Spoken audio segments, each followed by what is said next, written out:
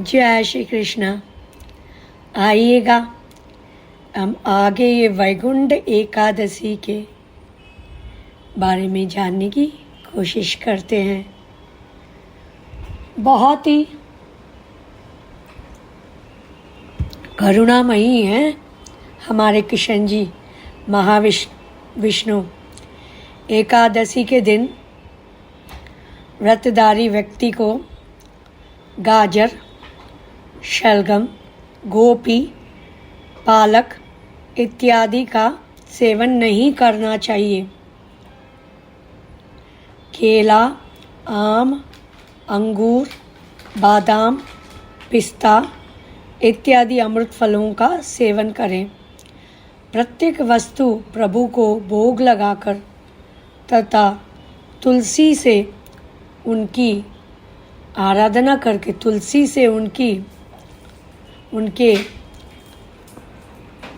पाद में उनका आराधना करना चाहिए। या आराधना का मतलब क्या है? तुलसी का बहुत महत्व होता है,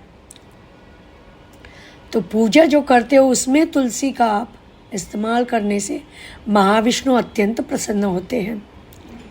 प्रत्येक वस्तु प्रभु को भोग लगाना चाहिए।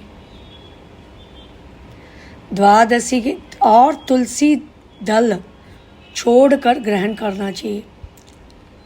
पूजे में तुलसी को प्रयोग कर सकते हैं। द्वादशी के दिन ब्राह्मणों को मिष्ठान दक्षिणा देना चाहिए। बहुत उत्तम कार्य होता है। कुछ भी हो, वस्त्र दान करो, अन्न दान करो, धन दान करो। दानों में बहुत ही अत्यंत पुण्य कार्य अन्नदान होता है। और ये वैकुंठ एकादशी के दिन अगर आप अन्नदान जो भी दान करोगे अच्छा ही है। कुछ भी ब्राह्मणों को दान करो, अन्न ना सही कपड़े दान करो, धन दान करो, कुछ भी। ऐसे ही प्रारंभ हुआ है एकादशी का व्रत। इसका संबंध में पद्म पुराण में कथा है कि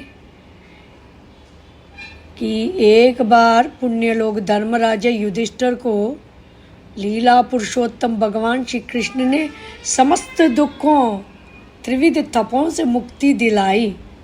हजारों यज्ञों के अनुष्ठान की तुलना करने वाली है। चारों पुरुषार्थों को सहज ही देने वाली एकादशी व्रत एक है। इस व्रत को करने से जीवन के सारे कष्ट समाप्त हो जाते हैं और उपवास करने वाला दिव्य फल प्राप्त करता है। अतः सभी भक्तों को एकादशी का व्रत नियमों अनुसार करने से बहुत ही जल्द फल प्राप्त करके वैकुंठ की प्राप्ति होती है। तो आइएगा आप कहानी में जाते हैं। अब तो हम आपको नियम समझा रहे थे, क्या हम खा सकते हैं, क्या नहीं खा सकते हैं। अभी ब्रह्मा जी ने तो मोहिनी को राजा रुक्मगंध की परीक्षा के लिए भेज दिया। राजा रुक्मगंध ने उन्हें बहुत ही उनके सौंदर्य में मोहित होकर उनसे मोहिनी से विवाह करके उन्हें अपने राज्य में भी लेकर आ गए। अभी आगे क्या होता है? सुखपूर्वक बहुत ही समय बीत गया और एकादशी व्रत आई। एकादशी के दिन कभी अन्न ग्रहण नहीं करना चाहिए। अभी तो आपको नियम पता है क्यों अन्न नहीं ग्रहण करते हैं। महालक्ष्मी की बहन जो है मूदेवी, वो अन्न में इस रोज होती है और जो भी ये अन्न खाते हैं उनकी पुण्य फल को ले लेती है। यही है उसका तात्पर्य। सदैव की भांति में वह राजा घोषणा करा देते थे सभी प्रजाओं में, और सब अपने एकादशी व्रत को पालन करने में जुट गए। जो भगवान विष्णु का लोक प्रदान करने वाले मेरे इस धर्म समस्त वचन का पालन नहीं करेंगे, निश्चय ही उसे कठोर दंड दिया जाएगा। ऐसे वचनों, राज्य, सिपाहियों के वचनों को सुनकर सारे प्रजा एकादशी के व्रत को नियमानुसार पालन कर रहे थे। और एक दिन मोहिनी अपने पति रुक्मागंध से एकादशी के दिन अन्न खाने के लिए आग्रह करने लगी। उसने अटपूर्वक कहा कि गृहस्थ राजा को जो सदैव परिश्रम करता है कभी भी अन्न नहीं छोड़ना चाहिए। राजा ने मोहिनी को बहुत समझाया। उन्होंने शास्त्रों का प्रमाण देकर बताया कि एकादशी के दिन जो अन्न खाता है वह पाप का बागी है और नरकगामी होता है। किंतु मोहिनी तो ब्रह्मा से देवों से भेजी जा चुकी थी। मोहिनी अपने हट पर अटल थी। मोहिनी ने राजा को विवाह के समय दी गई वचन की याद दिलाई और बोली, आइएगा मेरे साथ अब आनंदमय से रहिएगा और इससे राजा की व्रत भंग हो जाएगी। तो राजा रुक्मागंध तैयार नहीं थे। वे एक धर्म संकट में पड़ गए।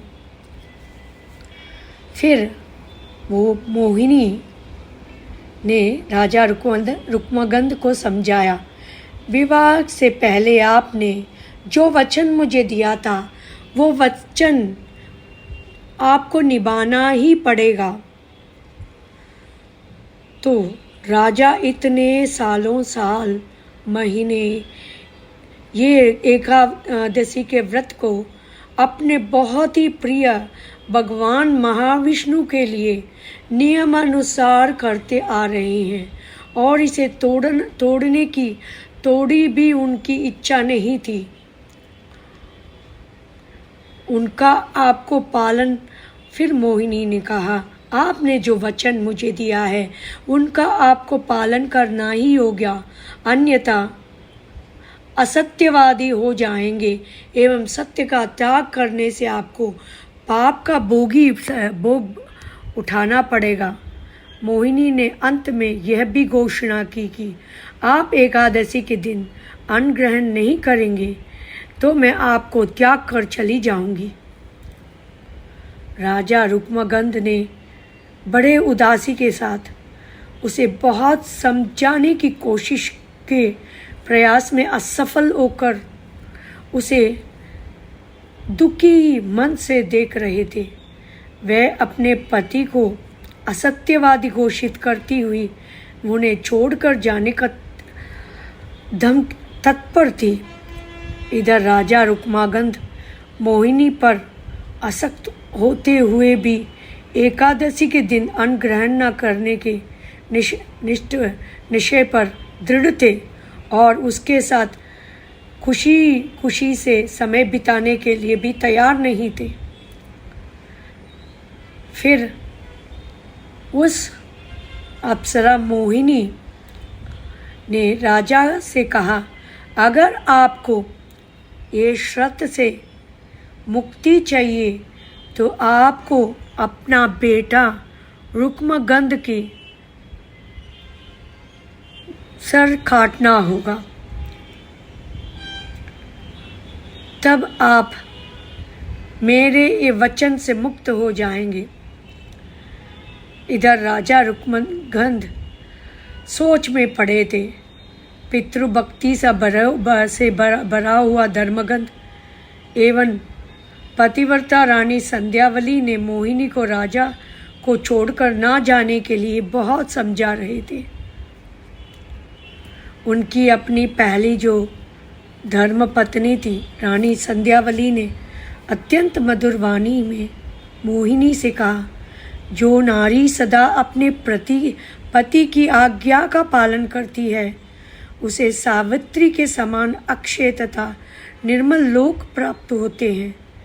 देवी, तुम अपना ये आग्रह छोड़कर महाराज की बात सुने, अपने पति के वचन की पालन करो उन्हें धर्म संकट में ना डालो। वो पतिव्रता स्त्रियों की धर्म नहीं है। और समझाते समझाते वो थक गई और संध्यावली